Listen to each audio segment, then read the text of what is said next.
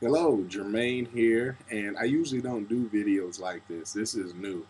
I'm into music. Most of my clips are music related, but I just had to give my response to Barack Obama's speech. And this is not a political talk. This is about change. This is a motivational talk because I just felt so much of Barack's speech tonight. And I think any American, regardless of where you are on the party lines, whether you're Democratic, Republican, male, female, black, or white, should have witnessed what happened today. And it should be symbolic of just change anywhere in any situation. Someone like Barack Obama, and I'll get to Barack's story, but change in my own life when I watched Barack stand on that stage and 80,000 people in the audience there in that Denver stadium, millions of people watching at home, and just watching him and how far he's come and how far we've come as a nation and as just a world, accept the nomination for the first time in history.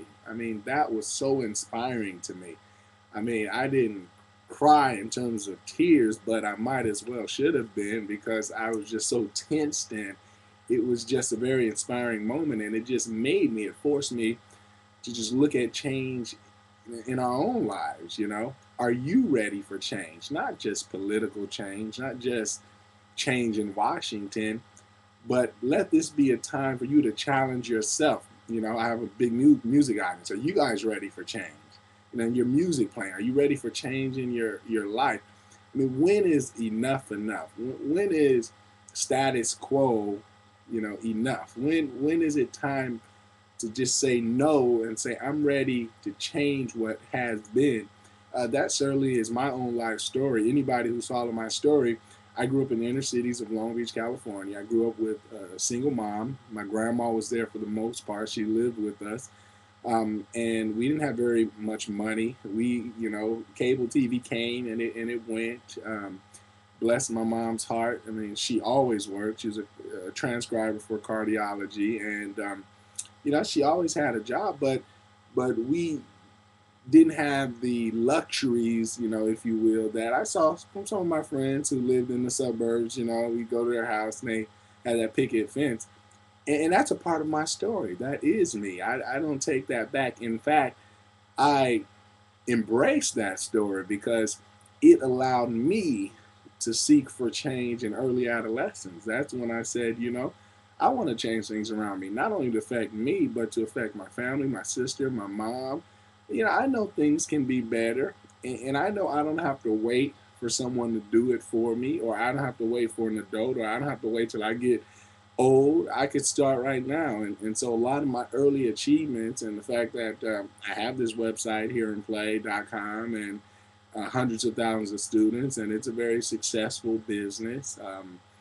And it's evolved over the years, has to do with that moment, that realization that I can change things. And I think Barack embodies that.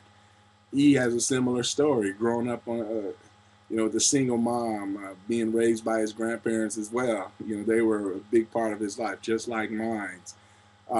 Not having very much money, watching his mom work multiple jobs, to try to put him through school, but sticking to the course, knowing that opportunity is now here. You ever see that? I seen somebody give me a business card one day, and it said opportunity is, and the rest of it, and it was all together. All the words were bunched together. I don't know if I had a pen, maybe I could. Well, I can't find a pen around here. But if you write that out, opportunity is now here. Some people will read that as opportunity is nowhere. You don't even have to change the letters.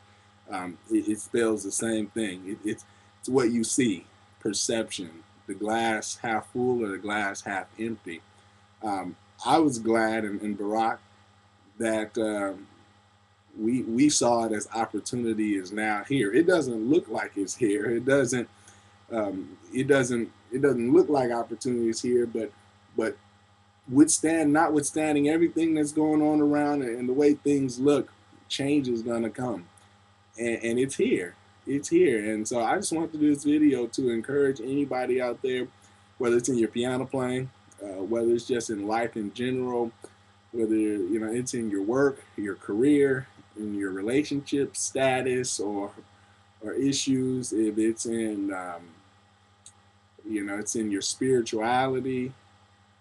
I challenge each and every one of you to look for change. Anything can be changed. There's always a next level. My grandma says it best. The mature audience says, son, we're not where we want to be, but we got to be thankful we're not what we used to be. Uh, and you know what? I think there's never a place you want to be. Change is always necessary. I don't always subscribe to the mantra of it's not broke, don't fix it. I actually think if it's not broke, fix it. I think change is always necessary. Change in a positive light. You can always evolve. You can always move forward, even when you're comfortable. You can take somebody's hand and help them. If you're in a comfort zone, um, I don't think comfort. I think too much of comfort, too much of anything is bad. But I think you should always be changing. And like I said, this isn't a political talk. This is about change. I don't care who you are, Democrat, Republican. You ought to be inspired. Put aside, your various issues and doubts and things like that, and just look at this man. I mean, this is the 45th anniversary of the Dr. Martin Luther King Jr. speech, "I Have a Dream," and for this to be happening 45 years later is just it's phenomenal. I mean, and it's not just something for African Americans like myself to celebrate. This is something for anybody to celebrate. Women to celebrate that this could be the beginning of something, you know, new. Any group in America should celebrate that. One of the best countries in the world. I mean, such an event is happening. So, like I said, I'm just rambling, but I just really feel good. James Brown said it best. I feel good, and I want to encourage you, you know, go for the moon. I have a friend writing a book saying we choose to go to the moon. I think Kennedy said that line, we choose to go to the moon, when we were sending people to the moon way before I was born. But it's the truth. We choose to go to the moon. You choose to go to the moon if you want to. If you want to sit back and do the same old things, you'll get the same results, like Barack said. But when you realize that the definition of, they say, of insanity is to keep on doing the same thing and expecting different results, piano playing the same old stuff, practicing the same old scales, uh, life. If you get to work late and you keep doing that, but in the back of your head, you have your reasons for a raise, but you keep doing the same old stuff. Well, nothing's going to change. Well, I'll take that back. Something's going to change, but it's not going to be good. So, you know, I said this on my blog, and I'll say it again. I remember someone said this. It was 16 years ago at my, aunt's graduation. She was getting an MBA. They said there's three types of people: those that make things happen, those that watch things happen, those that are wondering what just happened. You got that group always just wondering. Yeah. If there was gonna be some change, they missed it. They didn't see the change. They got what just happened. Always that way. There's those that like to watch things happen. We all witnessed something great today. I watched it, but that's not enough to watch things happen.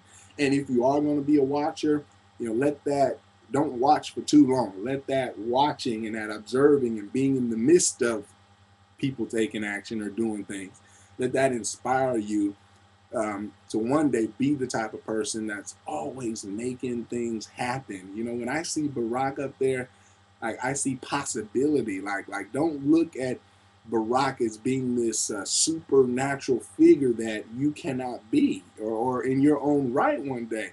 I mean, you can be someone to make things happen. I don't care. I know I'm a piano teacher, I own a piano music site, but this is just my thoughts on change. Are you ready for a change? Changing your life, changing around you. Are you ready for change? That's what I want to say.